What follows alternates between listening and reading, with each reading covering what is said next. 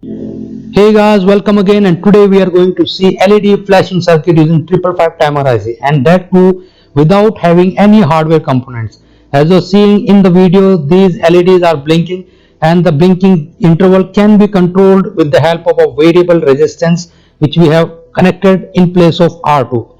So whenever you will be varying this resistance, the interval, that the blinking interval will get changed. And this is a simulation. You can see that how the capacitor is charging and discharging through R1 and R2 resistor, and based on the charging and discharging, we are getting a pulsating output at output pin of the 555 timer, through which we are controlling the LED blinking. You can also see at the bottom that there is a graph which is showing how the capacitor is charging and discharging, and also you can see that the potential across capacitor and this resistance in the.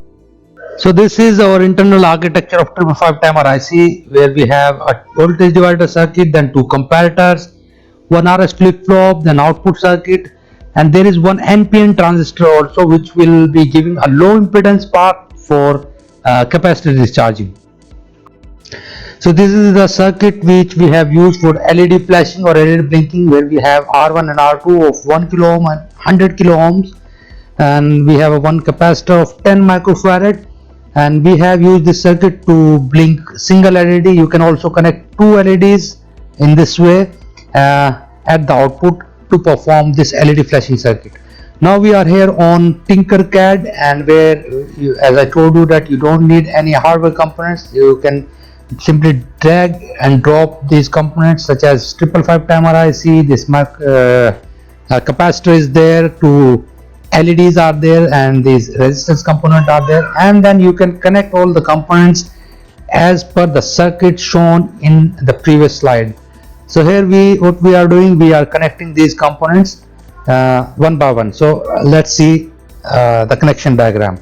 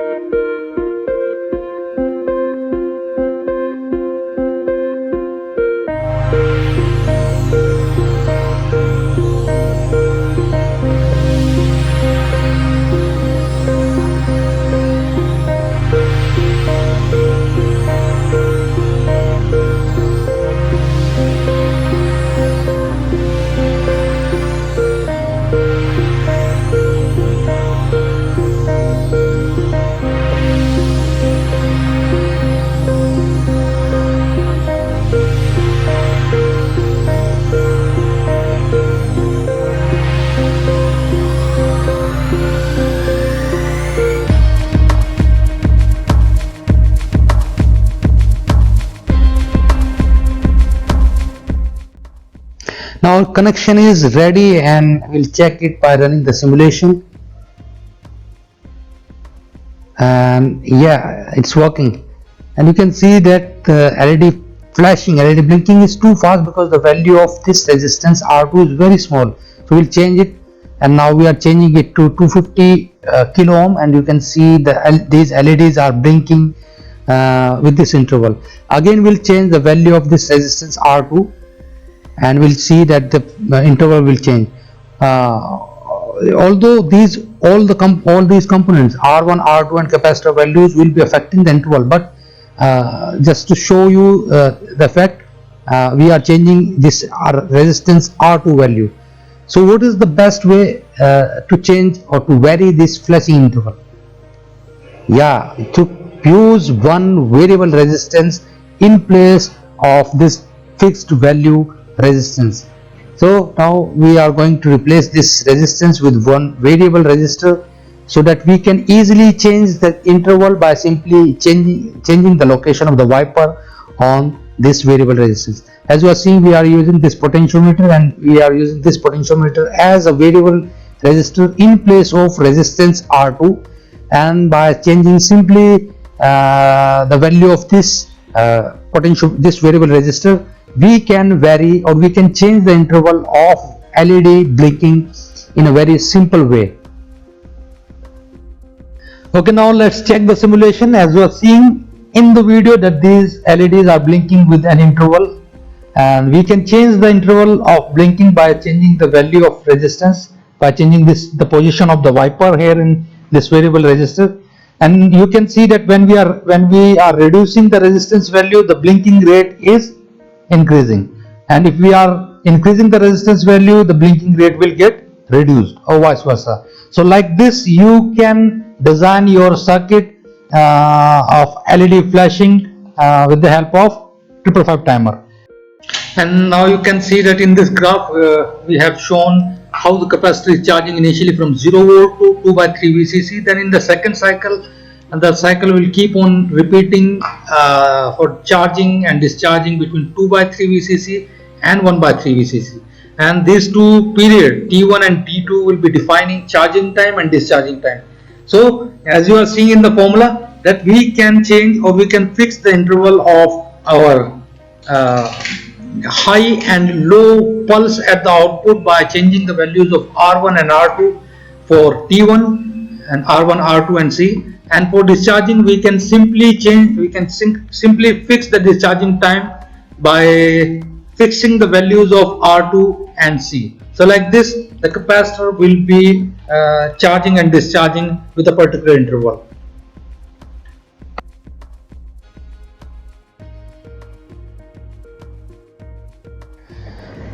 So guys, this is the circuit we have made for this project. So as you are seeing, we have connected this resistor R1 of 1 kilo ohm and this R2 of 100 kilo ohms, then one capacitor of 10 microfarad to ground. And these components are connected to VCC. So now let's see the working of this circuit. Assuming the initial condition when the capacitor is fully discharged, let's say the capacitor is at 0 potential, and in this situation this comparator 2 output will be high. Why? Because this inverting terminal is connected at this point, which is at 0 potential, and this non-inverting is at 1 by 3 VCC, which is somewhere around 3 volts according to the battery, according to the plus 9 volt VCC. But this comparator 1 will be in off state. Why? Because this inverting terminal is connected to 2 by 3 VCC, whereas this terminal 6 or non-inverting terminal is connected to again to the same potential 0 volt. So this is the initial condition we are feeding to RS flip-flop, and it will make the output high. Why? Because we are applying 1 to S. If it is high, then output will also be high, and output will remain high. Why? Because the capacitor is charging from 0 up to, let's say, 1 by 3 volt. When this capacitor will attain this value 1 by 3 VCC or greater than 1 by 3 VCC, comparator 2 will change its output state from 1 to 0, but this comparator will remain in the same state to 0 only. So in this situation, when we are applying this condition 0 0 to RS flip-flop, you can see here in the truth table, the output will remain unchanged. It will remain 1 to 1 only. And you should know this also, that if Q is 1, then Q bar will be 0. So output will remain unchanged, that means 1 to 1, that means output will remain in high state only. Then again the capacitor will start charging and try to reach to the maximum value 2 by 3 VCC or greater than 2 by 3 VCC. When this capacitor will attain this value greater than 2 by 3 VCC, comparator 1 will change its state from 0 to 1, whereas this comparator 2 again remain in the same state. But in this situation, when we are applying 1 and 0 to RS flip-flop, the output condition will change from 1 to 0. If it is 1 to 0, then output will also change from high to low. But this Q bar will change to 1, and what effect will it make on the circuit? It will turn on this transistor, or you can say the transistor will be acting as a closed switch, giving a low impedance part to this capacitor. So when this output will be high, this Q bar will be high, this transistor, or you can say this capacitor, will discharge through this path because of the low impedance to the ground. And in this period when the capacitor is discharging from this 2/3 potential to 1/3 potential, output will remain in low state only. Then when again the capacitor will reach to this potential lower than 1/3 VCC, this comparator will change state from 1 to 0. Why? Because once the value at 6 will be lesser than 2/3 VCC, it will change state from 1 to 0. And when again the potential at this inverting point will be less than 1/3 VCC, again this comparator 2 will change state from 0 to 1. Means the output of this RS flip-flop will change state from 0 to 1, and this Q bar will become 0. Again this transistor will be acting as an open switch, and in this situation this capacitor will get disconnected from this ground, and the capacitor will start charging from with this path from 9 volt VCC to this capacitor. Mean to say output is high, that means output is high, and then again capacitor starts charging from this 1/3 VCC back again to 2/3 VCC, and this cycle will keep on repeating.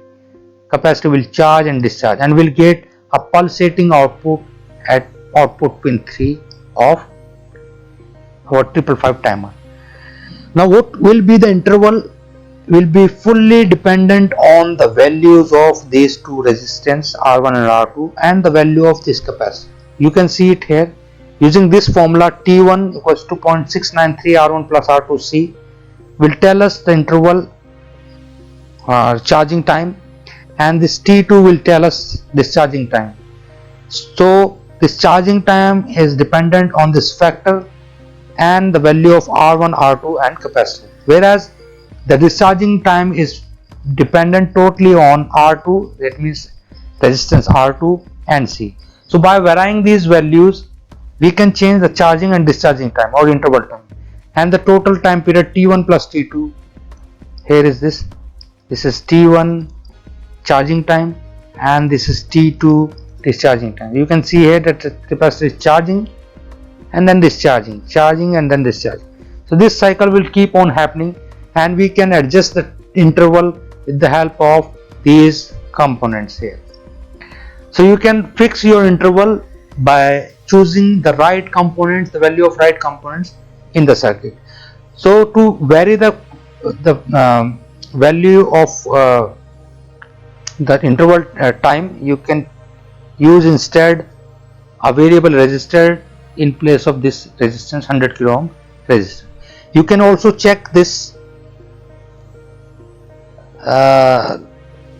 circuit here, simulation circuit, where you can see that the capacitor is charging and discharging.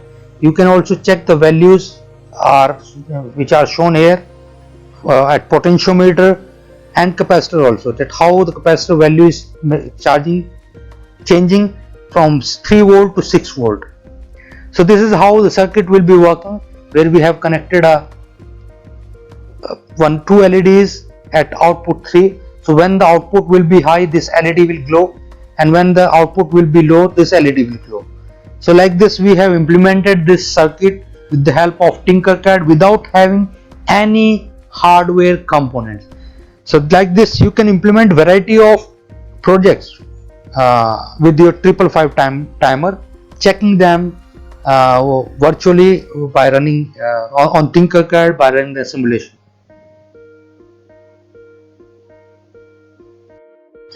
Guys, we will be uploading more 555 based projects, and that too without having any hardware components, with the help of Tinkercad. So you can implement the projects on simulation, and then afterwards you can implement those projects using your hardware components. So please, if you like our videos, subscribe our channel, and we appreciate you in advance for giving your valuable suggestions.